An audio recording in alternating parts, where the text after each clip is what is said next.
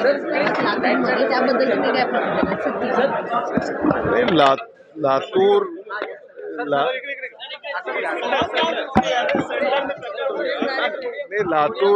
लातूरच्या शेतकऱ्यांच्या संदर्भामध्ये चौकशी सुरू आहे आणि चौकशी झाल्यानंतर त्याच्यावरती आपल्याला जे सत्य असेल ते पुढे येईल, त्याच्यात नंतर पावलं उचलता येतील.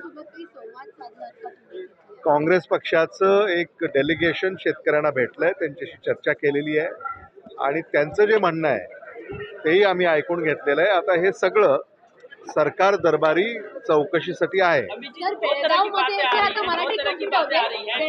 जे काही झालं आहे, बेळगावमध्ये जे काही सुरू आहे, अन्याय सुरू आहे, त्याच्यावर काय अन्याय सुरू आहे? बेळगावमध्ये सध्या मराठी माणसांवरती अन्याय सुरू आहे आणि जे आपल्या महाराष्ट्र राज्यातील नेते आहेत त्यांना देखील येण्यास आता बंदी घातली आहे. मला असं वाटतं की हा सीमा प्रश्न आहे, त्यामुळं केंद्र सरकारनं याच्यामध्ये हस्तक्षेप करण्याची गरज आहे.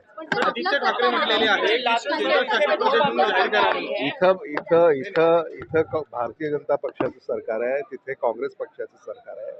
राज्य सरकारं तर आपली भूमिका त्या ठिकाणी वठवतीलच, पण हा राज्याच्या सीमा भागाचा प्रश्न असल्यामुळं केंद्रानं हस्तक्षेप करावा. आदित्य ठाकरे म्हणालेले हैं आपका डेलीगेशन मुलाकात करेगा सर, जिन किसानों के ऊपर नोटिस गई है? हमारे डेलीगेशन ने मुलाकात की है, लगातार हम उनके संपर्क में हैं और किसानों को कोई परेशानी नहीं होगी, इसके लिए हम काम कर रहे हैं। अमित जी, क्या मतलब वक्फ बोर्ड की तरफ से नोटिस भेजे गए? क्योंकि दो बातें सामने निकल कर आ रही है कि कोई कह रहा है कि एक लोकल जो वहाँ पे आदमी है उसकी तरफ से भेजा गया है, वक्फ की तरफ से नहीं भेजा गया है।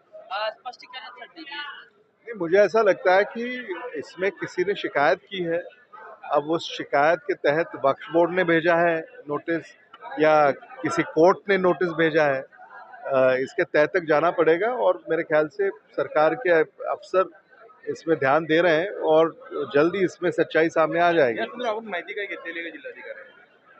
तहसीलदार अहमदपूर यांच्याशी चर्चा झाली आहे आणि ते याच्यात चौकशी करतायत आणि चौकशी अंती स्पष्टता येईल, त्याच्यानंतर त्यावर कारवाई करता येईल. ठाकरे बोलले की ज्यावर केंद्र शासित कशावर